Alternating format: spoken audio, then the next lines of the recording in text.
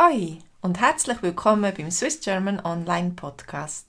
Ich bin Katrin Erni und heute möchte ich etwas tiefer in ein Thema eintauchen, das in der Schweiz fast alle kennen. Das Posten über die Grenze weg. Aber nicht nur als Sparmaßnahme, sondern als Phänomen, das auch mit Identität, Gewohnheiten und Lebensqualität zu tun hat. Ich habe mit 2 von meinen Kursteilnehmern darüber geredet und beide Perspektiven sind extrem spannend. Die erste Kursteilnehmerin wohnt in Basel. Sie sagt, dass sie die kleinen Läden in der Schweiz zwar praktisch, übersichtlich und ordentlich findet, aber für sie haben sie eindeutig zu wenig Auswahl. Sie liebt es, zu posten, auch weil man in grossen Einkaufszentren viele neue, exotische Sachen entdecken kann. Sie ist sich auch von daheim gewöhnt, in grossen Supermärkten zu posten, wo man alles findet. Breite Regale, internationale Produkte und Spezialitäten aus aller Welt, die nicht gerade überall zu finden sind.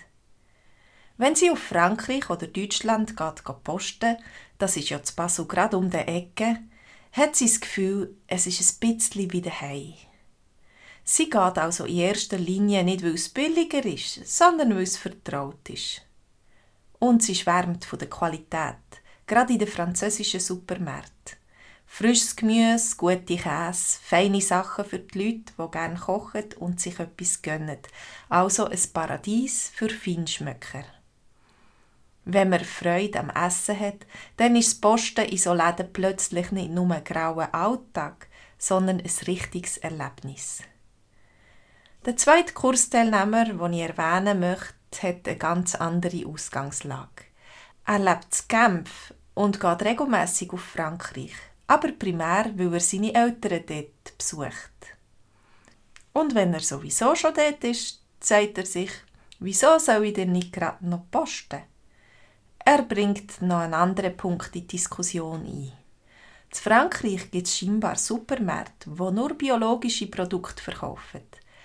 Es ist für ihn also deutlich einfacher, ökologische und nachhaltige Produkte zu finden. Und das ist dann nicht mehr nur eine Frage vom Geschmack.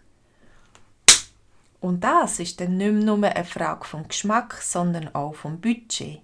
Wenn man eine grössere Familie hat und alle mit Bioprodukten versorgen, dann merkt man sehr schnell, das geht ins Geld, besonders in der Schweiz. Klar, das lohnt sich nur, wenn man nicht allzu weit von der Grenze weg wohnt. Aber für viele Leute ist das schlicht eine rechnerische Sache und keine Ideologie. Für mich war das früher kein Thema. Wir sind meistens in die lokale Migros posten und mir wäre es nie in den Sinn gekommen, für das ins Ausland zu gehen. Aber vor mehr als 25 Jahren, als ich in Murten unterrichtet habe, habe ich meine Schüler manchmal gefragt, was sie am Wochenende gemacht haben. Und die Antwort war nicht selten. Wir sind auf Deutschland posten. Und Murten ist im Seeland, also wirklich nicht gerade an der Grenze. Ich habe das damals ehrlich gesagt nicht ganz begriffen. So weit fahren, nur zum Einkaufen. Erst später habe ich verstanden. Für viele von diesen Schülern, mehrheitlich Expats aus Ex-Jugoslawien, wahrscheinlich mit einem kleineren Budget und einem anderen Empfinden für Distanzen, ist das ein richtiger Familientag gewesen. Ein Ausflug, unterwegs etwas anschauen, vielleicht ein Städtchen besuchen, zusammen essen und nebenbei noch etwas posten. Es ist nicht nur ums Sparen gegangen, es ist darum gegangen, Zeit zusammen zu verbringen und ein bisschen aus dem Alltag auszubrechen.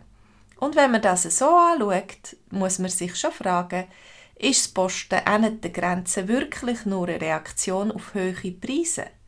Oder ist es vielleicht die Möglichkeit, für einmal den Fünfer und das Weggli überzukommen? Auf jeden Fall sind das nicht einzelne Leute, die das machen.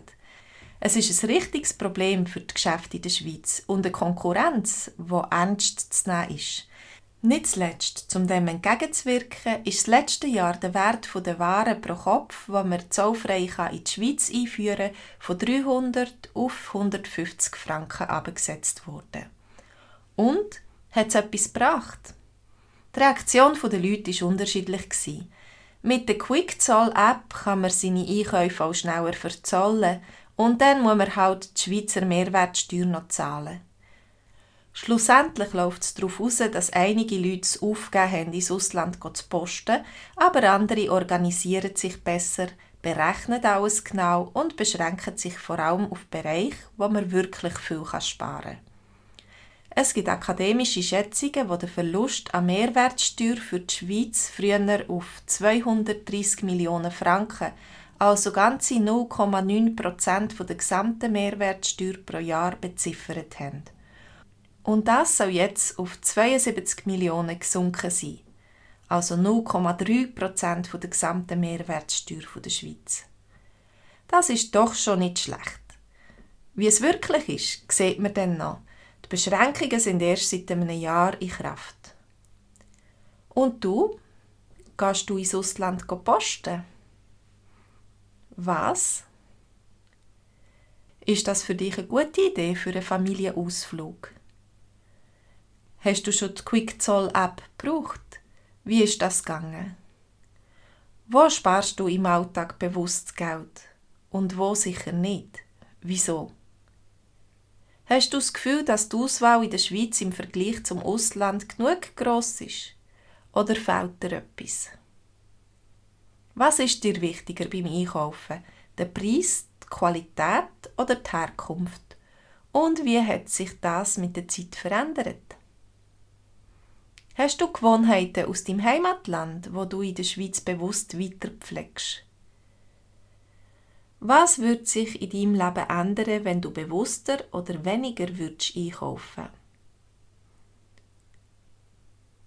Was bedeutet für dich Lebensqualität und wie spiegelt sich das in deinem Alltag wider? Der Text und die Fragen geben uns wie immer einen Anstoß für unsere Gespräche in der Konversationsgruppe am Dienstagabend am 7. Möchtest du auch mitmachen? Dann melde dich bei mir und ich gebe dir den Zugang zu unserer Homepage mit dem Link. Auf unserer Homepage findest du noch viele andere Podcasts zum Hören und Lesen. Danke fürs Zuhören und bis bald.